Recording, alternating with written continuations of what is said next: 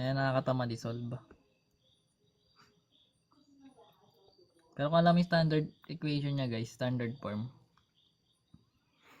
basic lang din. Basta ganun pa rin siya katulad sa ibang conics. Kapag walang pair yung ano mo, yung x and y, yung center niyan nasa origin.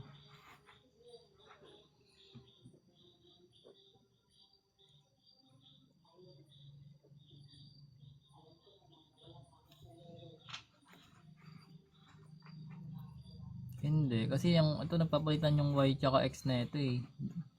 Basta pag positive, 'di ba? Yung x. Yung graph mo guys pag ganito. Kapag positive yung y, pag ganito yung graph. Ito guys, yung x. 'Di ba ganito yung ng x? Then yung y pag ganun.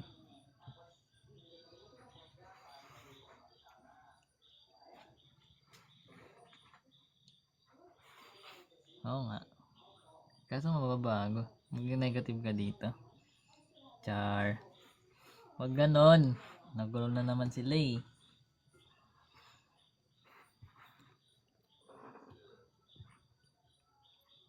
Diba? Sampulan natin para malaman. So let's say, meron tayong y squared over 49 minus x squared over 32 equals 1. So basically guys, yung graph natin papasok siya dito. Ito dapat itsura niya. So same process, yung center kunin natin. So yung center, dahil walang pair yung x and y, that is 0, 0. Gets natin yun ha. Ganoon lagi sa mga conics. So meron tayong a, which is ano yung a natin guys?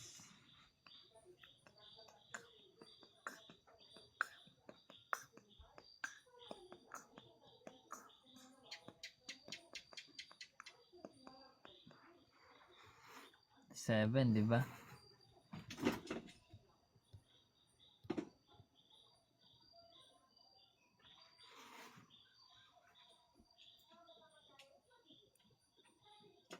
Then yung b natin, that is,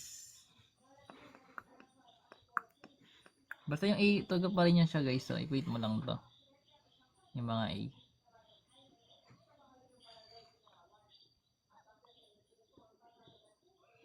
Then yung c natin guys, pagdating sa c naman guys, that is a squared plus b squared.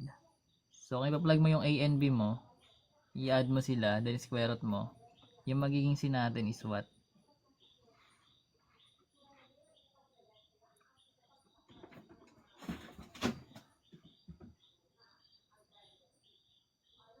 Magiging 6. Kasi 49 plus 32, that is 82. 6 ba? Plus yun. 9 dapat. Kasi sa hyperbola, plus yun. Para siyang Pythagorean.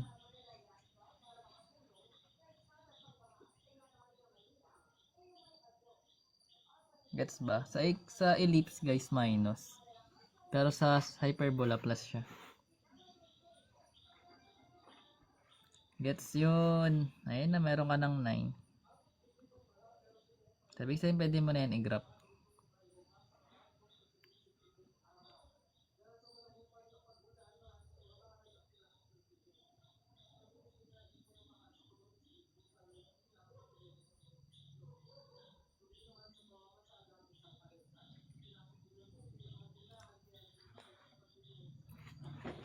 Sige. Kakalat na ng pusa.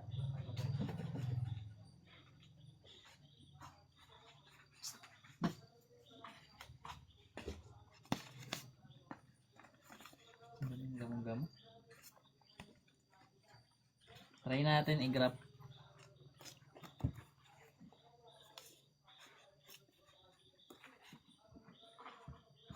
Try natin. Ito may graphing tayo. Sabi ni Engerner, ni Engditor. Engditor yan guys. So remember, ito yung given natin. Basic na lang. Approximate natin to muna. Approximate na ito ano. C yan. Square root of 32 natin. That is 30, 25, tsaka 36. So something 5 point ano yan eh. 5.87. Siyan. Approximate natin muna.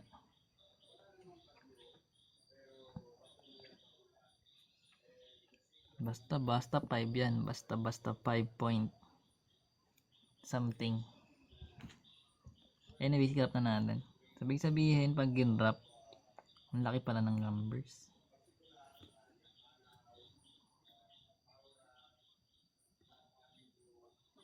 Hirap naman, di pa naman ako artist.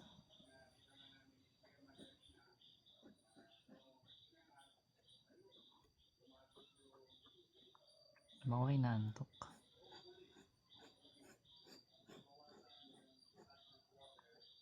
Yung Cartesian natin, parang layo. Yan. So yung mga given natin guys, tandaan, yung A natin is plus 7. Pero yung center guys, 0, 0 yun. Ibig sabihin sa origin.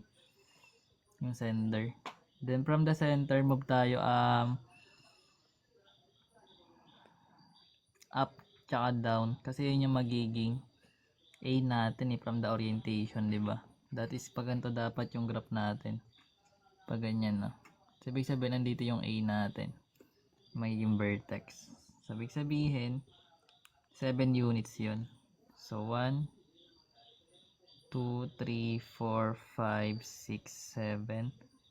Nandito yung magiging vertex 1 natin.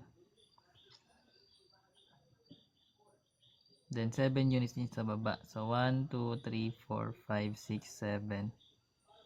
Ito naman yung vertex 2 mo. Then yung yung B natin, that is 5 something, di ba? So 1 2 3 4 5 something, dito yung parte something.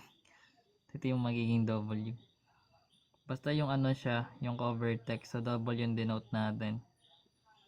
So 1 2 3 4 5 something, yan.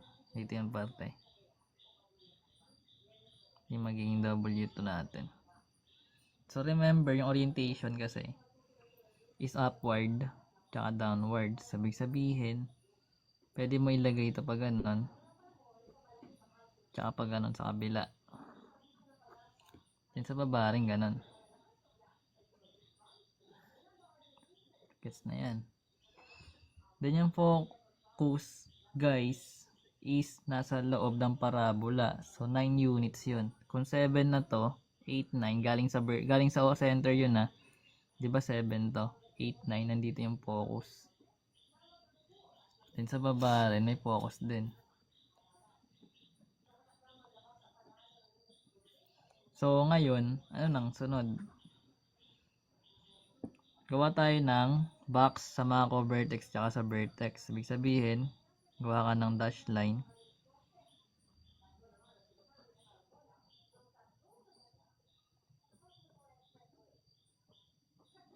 Kasi may asymptote niya natin ay sobra.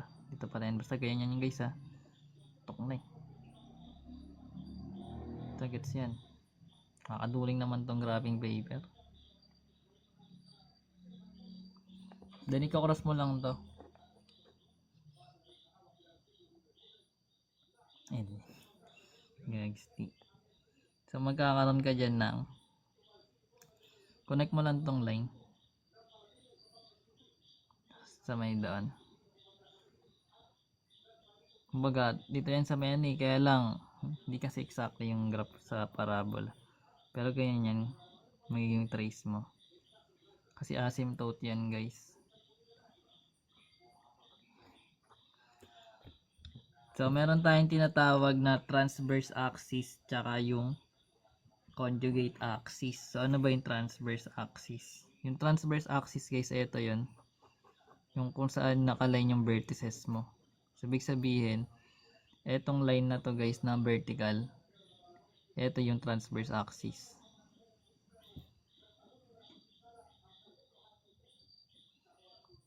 Kung saan yung vertex, yung vertices mo. Hindi ba nakikita? Yan. Hindi rin nakikita yung sulat no? Pangit pag graphing paper. Pang graph lang talaga. Pero ayan siya. Then ito naman guys sa co-vertices mo. Ito naman yung conjugate axis.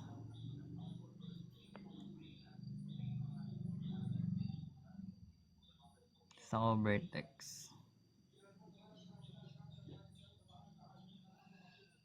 Hindi nakikita. Ano pa? Asymptote. Ito guys, asymptote to guys. Yung dash line. Itong dalawa. Sabi na itong dash line.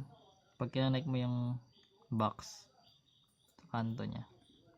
Kasi ganda magiging itsura niyan pag ganun. Basta pag ganun yan. Asymptote yan tawag yan.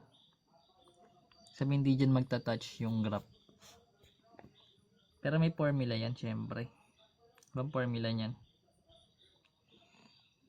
Kapag y squared guys, yung formula ng asymptote is plus minus AB. Pero kapag x naman, b over a siya. Ibig sabihin, ay si ano yun na, si engineer yun na hindi na ginagamit. Ibig sabihin guys, kapag yung y squared, pagdating sa asymptote, yung y equals plus minus AB, a over bx sa asymptote. Pero kapag x squared siya guys, positive, magiging b over a x. Sabihin pag ito guys, para sa asymptote, magiging y equals b over ax. So ano yung a mo, ano yung b, pa-plug mo lang. O ganun lang yung guys.